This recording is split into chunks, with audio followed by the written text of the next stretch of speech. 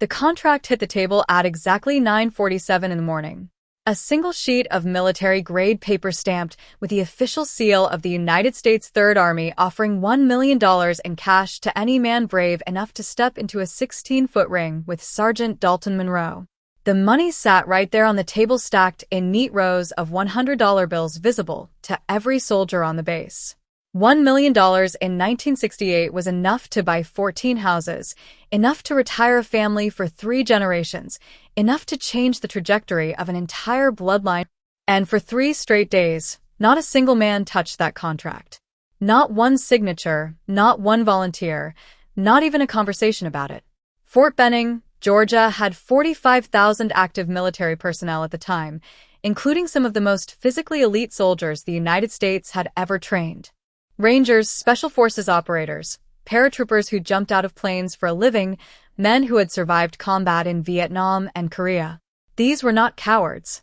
These were men who had faced enemy fire without flinching.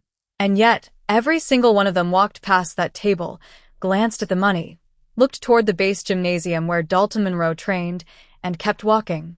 To understand why 45,000 soldiers refused $1 million, you first need to understand what Dalton Monroe was. Not who he was, what he was. Because the men on that base had stopped referring to him as a person somewhere around 1966. They called him the Monster. Not as a nickname, not as a wrestling gimmick, as a clinical description of what they saw every morning when he walked across the parade ground to the mess hall, his shadow stretching so wide it blocked sunlight from the men standing on either side of him. Dalton Monroe stood 6 feet 8 inches tall and weighed 347 pounds. His chest measured 61 and around. His neck was 23 and thicker than most men's thighs. His hands, which had been formally measured by an Army physician for medical documentation purposes, were 11.5 in from wrist to fingertip. Large enough to grip a regulation basketball the way a normal man grips a tennis ball. He wore custom-made uniforms because standard military sizing did not accommodate a human being of his dimensions. His boots were specially ordered from a manufacturer in Tennessee because the Army supply chain simply did not stock size 16 quadruple-wide combat boots. But Dalton Monroe's size was not what made 45,000 men refuse $1 million. Size alone can be managed, outmaneuvered, strategized against. What made them refuse was what they had personally witnessed Dalton Monroe do with that size. In January of 1967, during a routine physical training demonstration, Monroe had lifted the front end of a military jeep, a vehicle weighing approximately 2,450 pounds, 6 and off the ground, and held it there for 11 seconds while his commanding officer timed him with a standard-issue stopwatch. 14 soldiers witnessed this. The base physician who examined Monroe afterward noted that his heart rate had only elevated to 130 beats per minute, a level most athletes reach during a moderate jog. But here is what truly made men avoid that contract table, and what General George S. Patton himself had not fully appreciated when he conceived this challenge. In March of 1967, a visiting Army boxing champion named Corporal James Hadfield, a man who had won 34 consecutive bouts across military installations worldwide, made the mistake of challenging Monroe to a sparring session in the base gymnasium. Hadfield was 6 feet 2 inches tall, weighed 220 pounds, and possessed a left hook that had broken 7 opponents' jaws across his career. He was considered the most dangerous hand-to-hand combat specialist in the entire United States military. The sparring session lasted 19 seconds. Monroe absorbed Hadfield's best combination, a 3-punch sequence that had knocked out a Marine heavyweight champion 6 weeks earlier, without moving backward a single inch. Then Monroe grabbed Hadfield by the shoulders and threw him. Not pushed, not shoved, threw him 11 feet across the gymnasium floor. Hadfield slid into the wall, cracking 2 ribs and fracturing his left wrist on impact. He spent 6 weeks in the base hospital. When asked later what it felt like to hit Dalton Monroe, Hadfield said something that became legendary on the base. It was like punching a wall that punches back. I hit him with everything I had, my best shots, and he looked at me like I had just asked him a question he did not understand. Then he picked me up like I was a bag of laundry. I have fought men from 12 countries. That thing in the gymnasium is not a man. This was the creature that General Patton wanted someone to fight for $1 million. And for 72 hours, that contract sat untouched, the money slowly becoming irrelevant against the mathematics of survival. Every soldier on Fort Benning had done the calculation in his head. $1 million against the possibility of never walking normally again. And every single one had arrived at the same conclusion. No amount of money is worth what Dalton Monroe would do to you inside that ring. And then, on the morning of the fourth day, a black sedan with California license plates pulled through the main gate of Fort Benning. The guard at the gate processed the visitor's identification and made a phone call to the commanding officer's secretary, his voice carrying a note of confusion that would later become part of the base's folklore. The car parked outside the administration building, and a man stepped out who weighed less than half of what Dalton Monroe weighed. He was 5 feet 7 inches tall. He wore a simple dark jacket over a white shirt. His arms, visible below rolled sleeves, were lean and defined, but would not have impressed a single soldier on that base in terms of raw size. He walked into the administration building with a quiet, measured stride that suggested neither hurry nor hesitation, signed the visitor log with neat handwriting, and asked to speak with whoever was responsible for the fighting contract on the table outside the mess hall. The secretary stared at him for a long moment before picking up her telephone. 30 minutes later, Bruce Lee sat across from Colonel Richard Ainsworth, the officer Patton had personally assigned to organize the event, in a small office overlooking the ground where Dalton Monroe was currently performing his morning training routine, throwing a 200-pound heavy bag around like a pillow. Colonel Ainsworth looked at Bruce Lee the way a doctor looks at a patient who has just requested to be discharged against medical advice. He leaned back in his chair, folded his hands across his stomach, and spoke with the careful politeness of a man who is trying very hard not to laugh. Mr. Lee, I appreciate you driving all the way from California. I truly do. But I have a responsibility to inform you that this is not a movie set. There are no choreographed sequences. There are no retakes. Sergeant Monroe has hospitalized 11 men in sanctioned military combat exercises over the past 2 years. 3 of those men required reconstructive surgery. One of them still cannot raise his left arm above his shoulder. You weigh 140 pounds. He weighs 347. I cannot in good conscience allow you to sign that contract without making absolutely certain you understand what you are volunteering for. Bruce Lee did not argue. He did not give a speech about martial arts philosophy. He did not explain his credentials or mention his growing fame in Hollywood. Instead, he asked a single question that made Colonel Ainsworth sit forward in his chair. Is there a pull-up bar in this building? Ainsworth stared at him for 3 seconds, then pointed toward the small fitness area adjacent to his office. A basic setup with a pull-up bar, a bench, and a rack of dumbbells used by administrative staff during lunch breaks. Bruce Lee stood up, removed his jacket, walked to the pull-up bar, and performed a single one-armed pull-up with his right hand. Then he switched to his left hand and performed another. Then he did something that made Ainsworth's expression change from polite skepticism to genuine confusion. He extended both arms straight out in front of him, holding 2 75-pound dumbbells, one in each hand, and held them there perfectly still, arms fully extended, for a full 45 seconds without a single tremor in either hand. Ainsworth had been in the military for 22 years. He had supervised physical fitness evaluations for thousands of soldiers. What Bruce Lee had just demonstrated was not normal human capability. The static hold alone, 150 pounds held at full arm extension for 45 seconds, was something he had never seen any soldier perform, including men who outweighed Lee by 100 pounds. Mr. Lee, Ainsworth said slowly, that is genuinely impressive, but Sergeant Monroe will not be holding dumbbells. He will be trying to tear you apart with his bare hands, and he is very, very good at it. Bruce Lee sat back down, his breathing completely unchanged, as though he had just taken a short walk rather than performed a feat of strength that would have exhausted most trained athletes. Colonel, I did not come here to prove I'm stronger than Sergeant Monroe. No one is stronger than Sergeant Monroe. I came here because strength is not what wins fights. May I see the contract? Ainsworth studied him for a long moment. There was something in Lee's eyes that the colonel had seen only a handful of times in his military career. In the eyes of men who walked into situations that would terrify any rational person, not because they were reckless, but because they had calculated something that nobody else in the room could see. He opened his desk drawer, pulled out the contract, and slid it across the table. Lee read every line carefully, picked up the pen, and signed his name at the bottom. The date was October 3rd, 1968. The news spread through Fort Benning like a grass fire in dry, August heat. By sundown, every soldier on Fort Benning knew that someone had finally signed the contract. By midnight, they knew it was Bruce Lee. By the following morning, the reaction had split the entire base into two camps, and neither camp believed Bruce Lee would survive. The first camp felt sorry for him.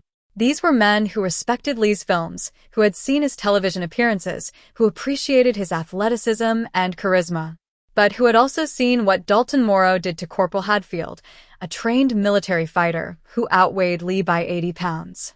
If Morrow destroyed Hadfield in 19 seconds, what would he do to a man who weighed 140 pounds? The math was brutal and simple. The second camp was angry. They saw Lee's signing as a publicity stunt, a Hollywood actor playing soldier for cameras and attention, disrespecting the genuine danger that Dalton Morrow represented. A sergeant from the Rangers Battalion summarized this view to a group of soldiers in the mess hall. "That little movie star is going to get carried out of here on a stretcher. And when he does, I hope every camera in America is pointed at his face so the whole country can see what happens when Hollywood walks into the real world." Word reached Dalton Morrow during his evening training session. His sparring partner, a 240 pounds infantry specialist named Davis, told him between rounds. Morrow stopped hitting the heavy bag, which was swinging wildly from the force of blows that would have knocked a normal man unconscious, and asked a single question. "How much does he weigh?" Davis told him, 140 pounds.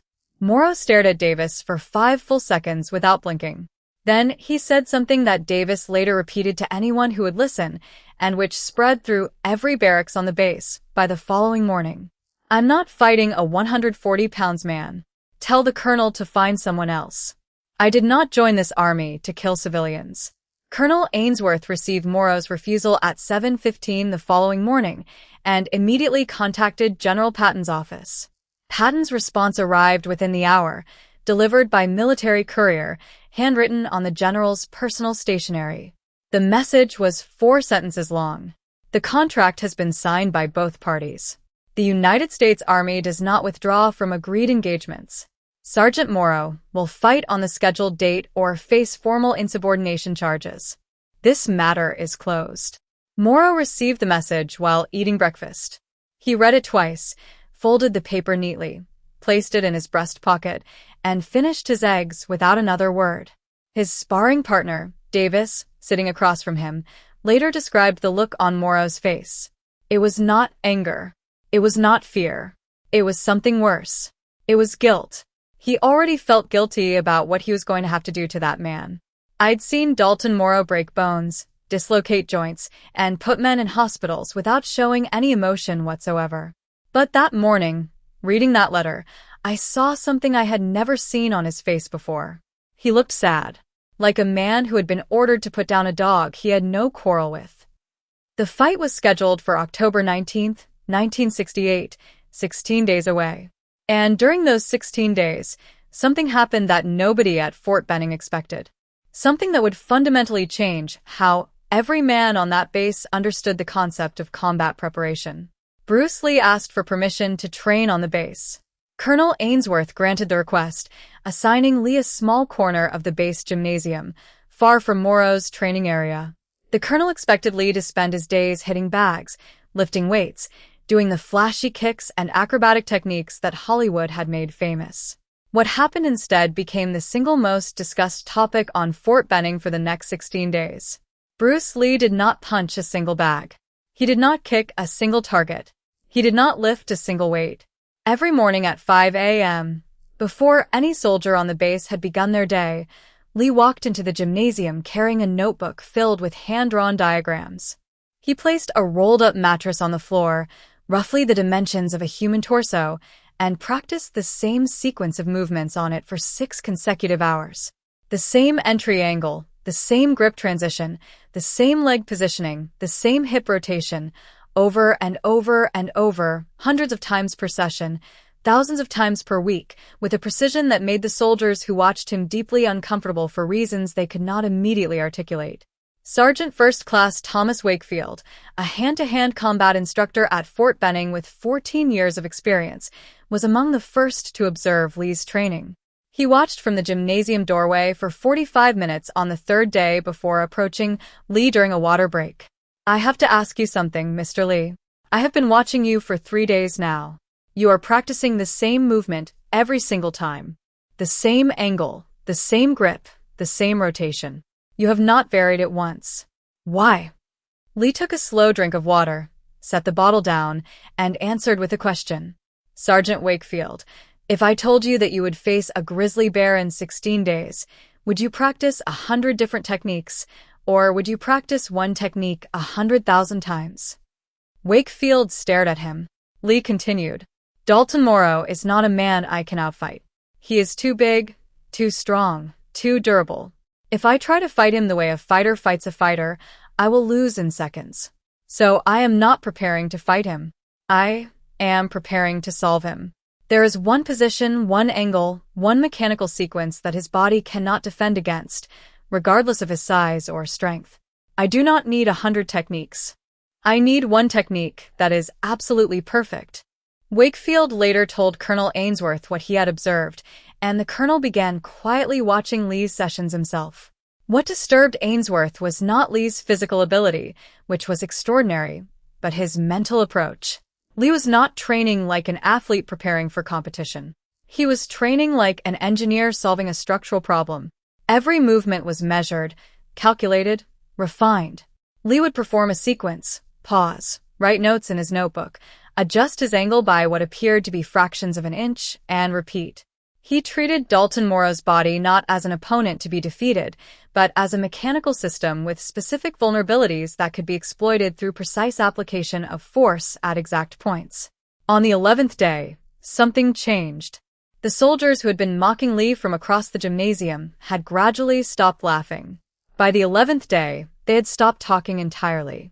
They just watched. Because by the 11th day, the movement Lee had been practicing had become something none of them had ever witnessed before. The movement had become invisible. That was the only way Sergeant Wakefield could describe it to Colonel Ainsworth. Not fast, invisible.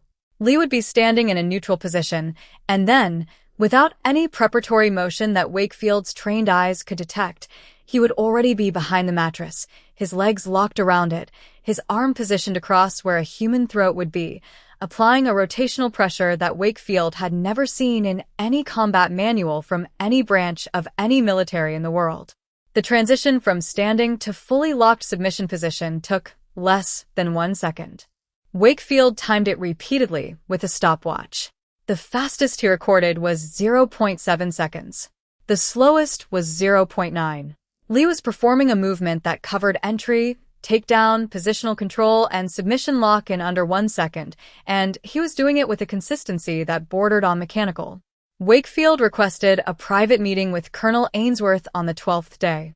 "Colonel, I need to tell you something, and I need you to take it seriously. I have trained soldiers in hand-to-hand combat for 14 years. I have watched footage of every fighting system practiced in every military on this planet. What Bruce Lee is doing in that gymnasium is something I have never seen. Not a variation of something I have seen. Not an improvement on something I have seen. Something entirely new." Ainsworth asked him to be specific. Wakefield took a breath. He has figured out how to take Morrow's back. He has engineered a way to get behind a man who outweighs him by 207 pounds, and he can do it in under a second. If he locks that choke the way I have watched him lock it on that mattress, Morrow's size will not matter. His strength will not matter. Nothing will matter. The blood supply to his brain will be cut off, and he will either tap out or go unconscious within 8 to 12 seconds. Ainsworth sat quietly for a moment. "You are telling me that a 140-pound civilian is going to defeat the most dangerous soldier on this base?" Wakefield shook his head slowly. "No, Colonel. I'm telling you that I no longer believe Dalton Morrow is the most dangerous man on this base." Word of Wakefield's assessment leaked, as all things do on military bases, and reached Dalton Morrow by the 13th day. For the first time, Morrow walked to Lee's side of the gymnasium. He did not announce himself. He simply stood in the doorway, arms folded across his massive chest, and watched Lee train for 22 minutes without saying a word. Lee was aware of his presence from the first second, but did not acknowledge him, continuing his repetitions with the same mechanical precision he had maintained for 12 days. When Lee finally paused for water, Morrow spoke. His voice was low, not threatening, but carrying the weight of a man who had never been challenged by anything he could not physically overwhelm. "You are practicing a choke." Lee looked up at him. Morrow continued. "I've been choked before in training, by men much bigger than you. I flexed my neck, and their arms gave out before my air did. What makes you believe your result will be different?" Lee set his water down carefully and met Morrow's eyes, looking up nearly 13 inches to do so. "Because I am not choking your air. I am choking your blood." Morrow blinked. It was the first time anyone on the base had seen him react involuntarily to words. October 19th, 1968, Fort Benning, Georgia. The sun had barely cleared the tree line when soldiers began gathering around the outdoor ring that Army engineers had constructed on the main parade ground. By 0800 hours, every available soldier on the base had found a position. They stood on trucks, climbed water towers, sat on rooftops of barracks buildings. Official count was impossible, but Colonel Ainsworth later estimated that between 12,000 and 15,000 personnel were present, the largest non-combat gathering in the base's history. General Patton arrived at 0830 in a motorcade of 3 vehicles, accompanied by 14 senior officers and a personal photographer whose sole job was to document the event. The $1 million sat on a table at ringside, guarded by 4 armed military police officers. Patton took his seat in the front row, adjusted his helmet, and lit a cigar. He had told his aide the previous evening that the fight would last no longer than 30 seconds. His exact words, later recorded in the aide's personal diary, were that a little Chinese fellow will learn a valuable lesson about the difference between movie fighting and real combat, and my boys will have their entertainment. Dalton Morrow entered the ring first. The ground vibrated with each step he took up the wooden stairs. He wore standard Army combat trousers and no shirt. The morning sunlight hit his torso and the crowd went quiet, not in appreciation, but in the involuntary silence that occurs in the presence of something the human brain cannot immediately categorize. His shoulders were so wide that he had to turn sideways to pass through the ropes. His trapezius muscles rose from his shoulders to his ears like slabs of granite that had been carved by something other than nature. He stood in his corner, rolling his neck slowly, each rotation producing an audible crack that soldiers in the 4th row could hear. He did not bounce. He did not stretch. He did not warm up. He simply stood there, breathing slowly, staring at the empty corner across from him with the patient stillness of something that had never needed to hurry in its life, because nothing had ever been fast enough to escape it. Bruce Lee entered through the opposite side of the parade ground. He walked alone. No entourage, no corner man, no trainer. He wore simple black pants and nothing else. The crowd noise shifted into something strange, a mixture of nervous laughter, scattered applause, and a low murmur of genuine disbelief at the physical contrast they were witnessing. Lee climbed into the ring with a single fluid motion that required no effort, no adjustment, no wasted movement. He stood in his corner and looked directly at Morrow for the first time since the gymnasium. There was no expression on his face. Not confidence, not fear, not determination, nothing. His face was as empty as a lake with no wind, reflecting everything and revealing nothing. The referee, a senior military combat instructor brought in from West Point specifically for this event, called both men to the center. He looked at Lee, then at Morrow, and for a brief moment his professional composure cracked. He swallowed visibly before speaking. "Gentlemen, this is a no-rules combat engagement authorized by direct order of General George S. Patton. The match ends by knockout, submission, or inability to continue. There is no time limit. Understood?" Both men nodded. The referees stepped back. "Fight." Morrow charged.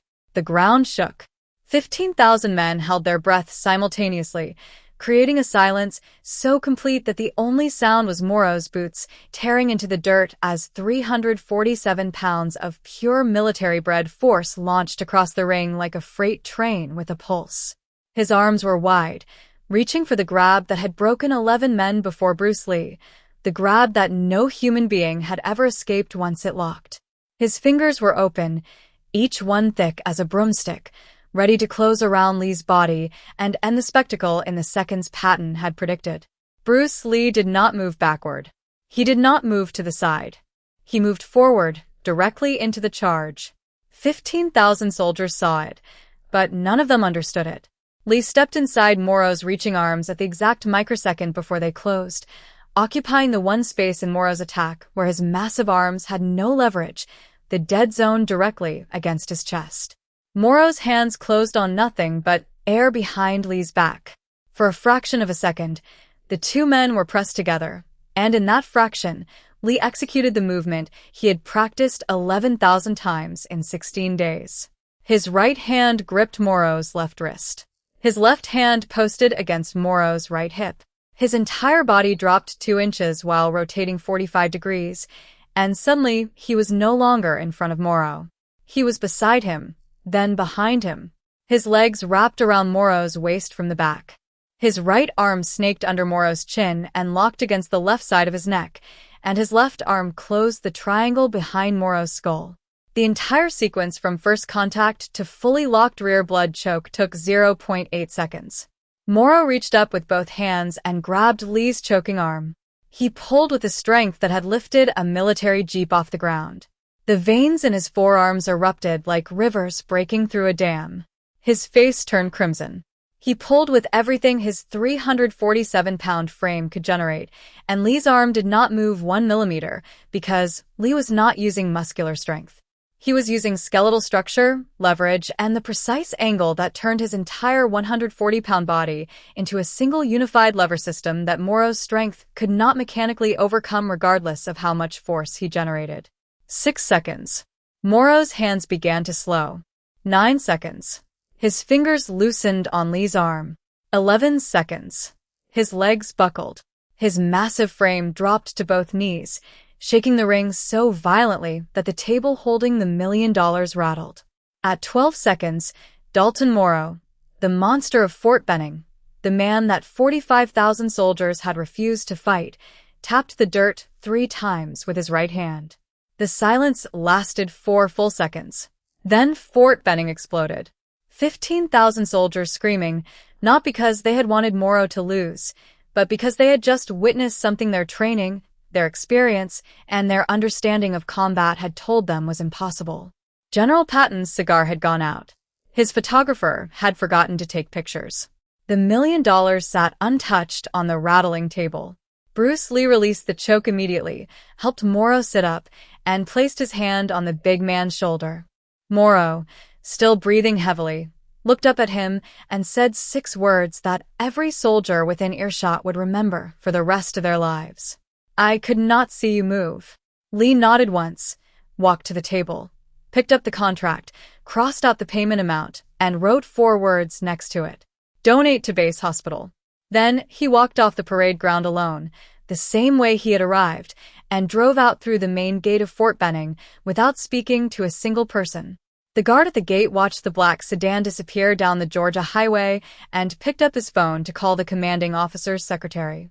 She answered, and the guard said only, "He is gone." 17 days later, a check for $1 million arrived at the Fort Benning Military Hospital, signed by General George S. Patton, with a handwritten note attached. "For the man who taught my army that size is not strength, and that the most dangerous force in any arena is a prepared mind." If this story gave you chills like now,